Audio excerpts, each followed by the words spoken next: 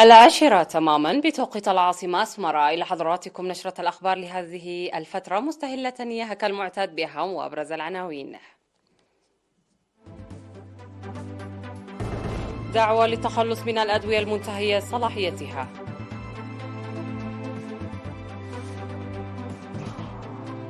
دعوة للعمل المنسق بهدف الحد من الإصابة بالملاريا في القاشبركة. عقد اجتماعات بهدف تأمين تنظيمات جماهيرية واسعة في السويد.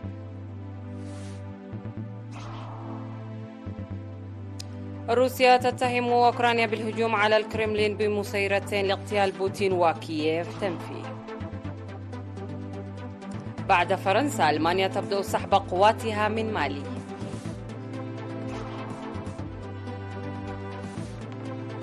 فيضانات مدمرة تؤدي بحياة 129 شخصا في رواندا.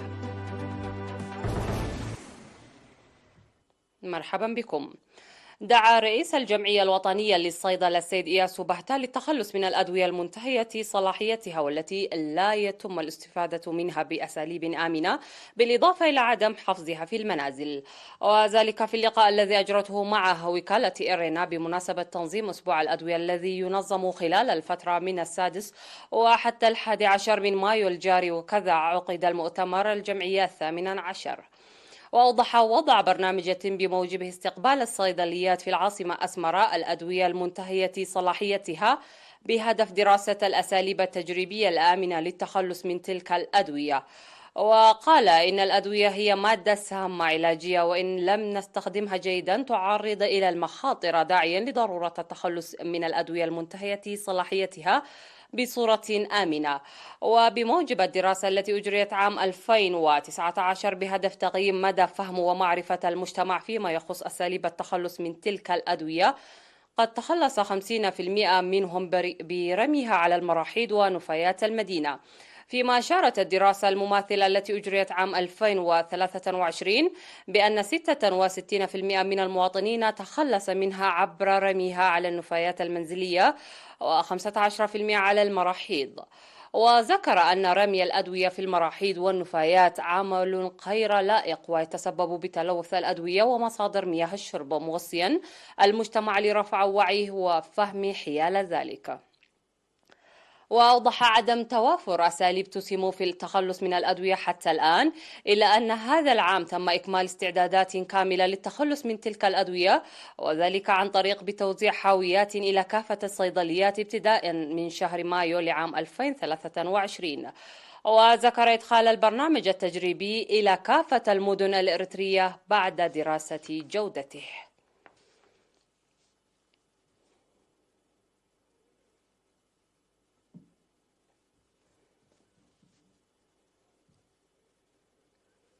أفاد الأخصائيون الصحيون في إقليم القشبركة عن مساهمة الجهود المنسقة المبذولة في انخفاض الإصابة بالملاريا، ومع ذلك تشهد أعمال المكافحة الفتور والإهمال أدت بدورها إلى زيادة الإصابة بالملاريا، داعين المجتمع المدني وشركاء العمل لتعزيز دورهم وضرورة تفعيل أعمال الرقابة العالية للحد من هذه الظاهرة.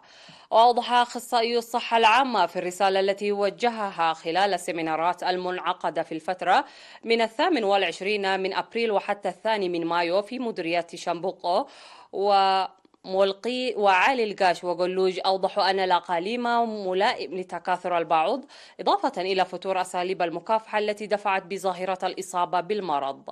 ودعوا المجتمع إلى دفن البرك وأماكن توالد وتكاثر البعوض، واستخدام جيد للناموسيات ورش الأدوية في الأماكن المدروسة بهدف تفعيل أعمال الرقابة الجادة لكافة أنواع البعوض التي تظهر بكثافة في الأقليم والمسببة لأمراض إضافية، مناشدين المدراء والأشخاص المؤثرين للمساهمة الفعالة من أجل رفع وعي المجتمع، إضافة إلى تنظيم أنشطة نفير واسع حول النظافة البيئية. ودعا مسؤول التوجيه والمعلومات السيد سلطان حقوس بعد أن استعرض فيها القصور والنواقص المتكررة التي تسهم في زيادة الإصابة بالملاريا، دعا لتكثيف التوعيات من أجل رفع وعي المجتمع. وقال المدراء إن الإصابة بالملاريا الناجمة عن الإهمال واستخدام سيء للناموسيات ليست سهلا، مناشدا مدراء الضواحي للعمل المنسق مع شركاء العمل والإبلاغ الفوري للجهات المعنية بخصوص الأمور التي تكون فوق طاقاتهم. وناشد كل من المدير العام لقسم الخدمات الاجتماعية في الإقليم السيد فرانكو كوبابا ورئيس المجلس السيد عثمان محمد علي ذاكران أهمية السيمينار المقدم، ناشدا لتفعيل أساليب المكافحة والرقابة بصورة مدروسة وجدية عالية. وتداول المشاركون أساليب الرقابة بعمق وقاموا بإعداد قوانين وخطة عمل تسهم في تنفيذ أعمال الرقابة.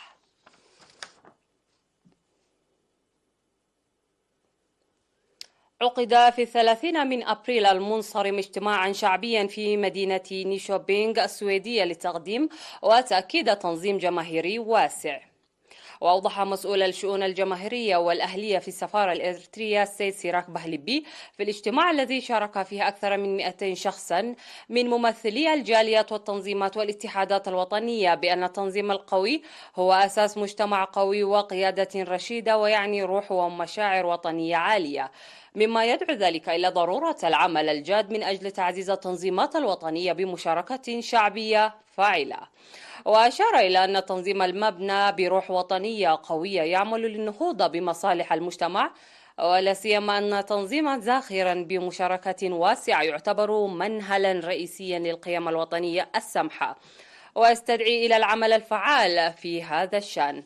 وأشارت رئيسة الاتحاد الوطني للمرأة في السويد السيدة سابا تخلي إلى ضرورة قيام المرأة العاملة لزيادة إعداد العضوات وإنجاح الأهداف الوطنية وتقوية أنشطة الاتحاد مانحة ذلك الأولوية.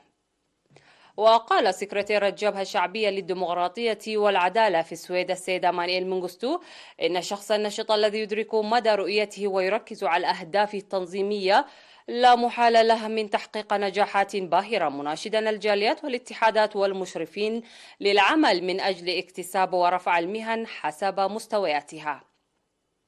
ونوه رئيس شباب الجبهة السيد فيليمون تخلاي بأنه يجب العمل المنسق لتنشئة شباب يتميزون بتنظيم قوي يرثون ويورثون، ووضع المجتمعون في الختام برامج عمل تسهم في تفعيل مناشط مهمة وذو مفاهيم مشتركة. في غضون ذلك عقد سفير إريتريا في الاتحاد الأوروبي ودول البيلونيكسك السيد ناغاسي كاسا سيمينارا في مدينتي أمستردام وروتردام الهولنديتين خلال يومي 29 و30 من أبريل بعنوان أهمية تنظيم جماهيري قوي وواسع لمهام وطنية ناجحة.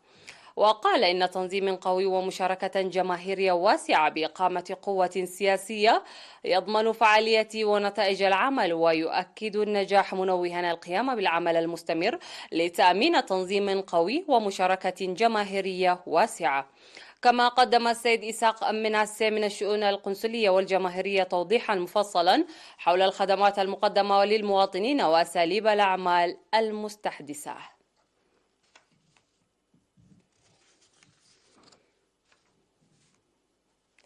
أفاد مسؤول تنمية المياه في مدينة قردات السيد برهان محاري أن الجهود الجارية لتلبية طلب السكان بتطوير خدمات المياه في المدينة حققت نتائج جيدة، وذكر بأن الخدمات تقدم عبر أنابيب المياه ونقاط التوزيع والصهاريج، حيث تم توزيع 452 عددا خلال 10 سنوات مضت، وبناء 3 نقاط توزيع في القطاع الثالث وتوظيف 10 صهاريج لتوسعة الخدمات.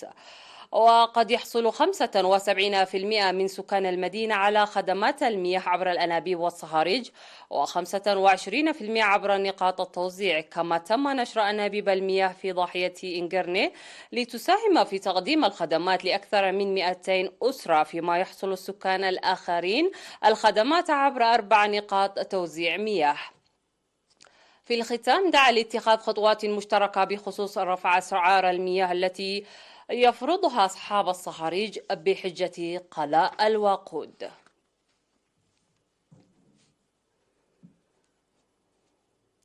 شهدت مديرية حمل مالو خلال الفترة من 28 وحتى الفاتح من مايو فعاليات أسبوع طلابي ثقافي رياضي، واشتمل الأسبوع على منافسات رياضية ومسابقات أدبية وأغاني تراثية وأزياء تقليدية ومسابقات معلومات عامة. ودعا مسؤول الثقافة والرياضة في المديرية الأستاذ كيدان جبراي الدفع بأهمية وجدية للفعاليات التي تقدم في الأسبوع لما تلعبه من دور كبير في كافة الطلاب. وأوضح أهمية الأسبوع في تنشئة طلاب أكفاء ومنافسين، وأن وضعه ضمن المنهج الدراسي جاء إدراكا لهذه الأهمية. وذكر مسؤول التعليم في المديرية السيد جابر إبراهيم إن الأسبوع الطلابي ينمو عبر روح المنافسة الطلابية من الفصل والمدرسة، مذكرا الطلاب لتنمية منافساتهم متحلين بالجدية، مشيدا بالمشاركة الفعالة التي أبداها الآباء وشركاء العمل والإدارات والجهات الأخرى. وناشد سكرتير الجبهة الشعبية للديمقراطية والعدالة في المديرية الرائد عامر محمد لتعزيز جاهزية ومشاركة المدارس بهدف تطوير وتوسيع فعاليات الأسبوع الطلابي. في الختام وزعت الجوائز على الفائزين في كافة النشاطات الطلابية.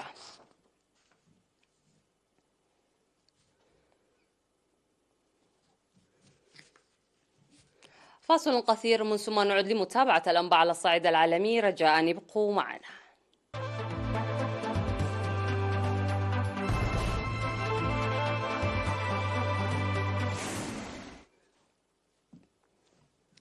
وعلى الصعيد العالمي، دعا الرئيس الروسي السابق ديمتري ميدفيديف إلى تصفية الرئيس الأوكراني فولوديمير زيلينسكي ردا على هجوم مفترض بمسيرتين استهدفا الكرملين ونسبتها موسكو إلى كييف التي نفت أي ضلوع لها.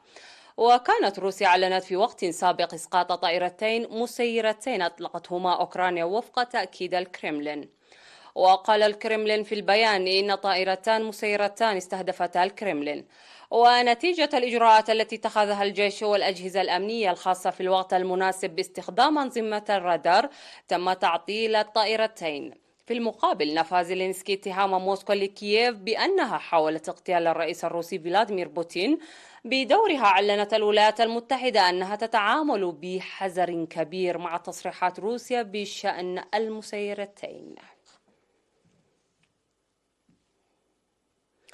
بدأت القوات الألمانية الانسحاب من مالي في ظل استهداف برلين إنهاء بعثتها بحلول مايو عام 2024 بعد أن عرقلتها نزاعات مع المجلس العسكري الحاكم في باماكو. وأكدت الحكومة الألمانية برئاسة أولاف شولتز خلال اجتماع لمجلس الوزراء في بيان أن جنودها سيقادرون مالي تدريجيا في الأشهر 12 المقبلة. وكانت برلين أعلنت قرار الانسحاب من مالي نهاية عام 2022 قبل أن تصادق الحكومة عليه بسبب التوتر مع المجلس العسكري الحاكم. وكانت برلين نشرت نحو 1000 جندي في مالي ومعظمهم بالقرب من بلدة جاو شمال البلاد، حيث تتمثل مهمتهم الرئيسية في جمع معلومات استطلاع لبعثة الأمم المتحدة لحفظ السلام في مالي مينوسما.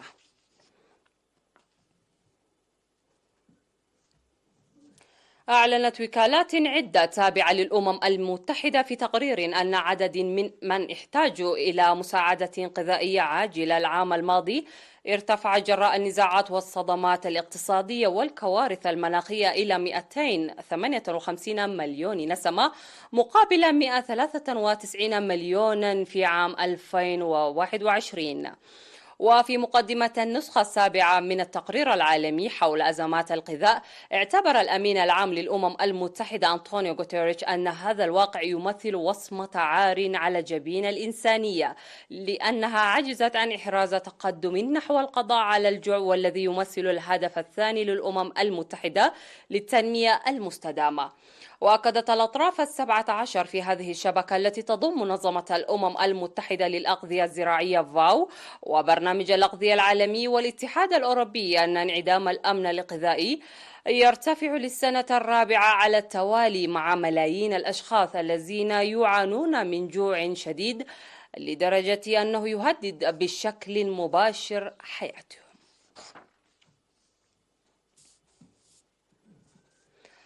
رفع بنك الاحتياطي الفيدرالي الأمريكي أسعار الفائدة بمقدار 25 نقطة أساس كما كان متوقعا، وهو أعلى مستوى منذ عام 2007.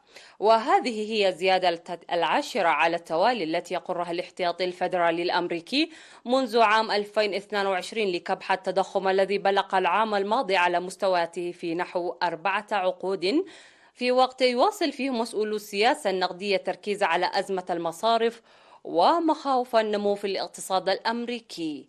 يأتي قرار رفع سعر الفائدة وسط اعتراضات المشرعين الديمقراطيين البارزين الذين حثوا مجلس الاحتياطي الفيدرالي هذا الأسبوع على وقف رفع أسعار الفائدة الذي أصروا على أنه قد يسبب ركودا وخسارة مفرطة في الوظائف.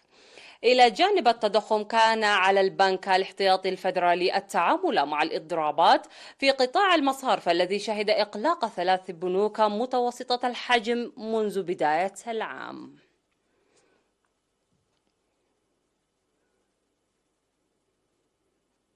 في الختام، اسمحوا لي أن أذكركم بأهم ما جاء في هذه النشرة. دعوة للتخلص من الأدوية المنتهية صلاحيتها.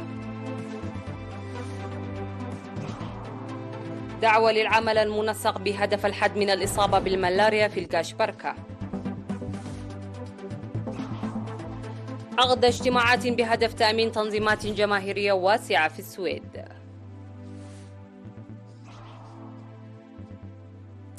روسيا تتهم أوكرانيا بالهجوم على الكرملين بمسيرتين لاغتيال بوتين، وكييف تنفي. بعد فرنسا، ألمانيا تبدأ سحب قواتها من مالي.